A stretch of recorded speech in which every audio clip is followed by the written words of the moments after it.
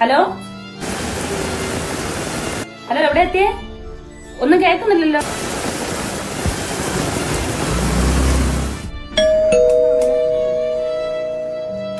എത്ര നേരമായി food order ചെയ്തിട്ട് തന്നെ എത്ര പ്രാവശ്യം ഞങ്ങൾ വിളിക്കണം? മഴയോ വെയിലോ അതൊന്നും ഞങ്ങൾക്കറിയണ്ട. കൃത്യസമയത്ത് സാധനം എത്തിക്കേണ്ടത് നിങ്ങളെ ഉത്തരവാദിത്തം. ഈ ഒരു സമയത്ത് മാത്രം തന്റെ ഒന്ന് വാങ്ങി. ഇനി ഒരിക്കലും തന്റെ ഒന്നും വാങ്ങില്ല.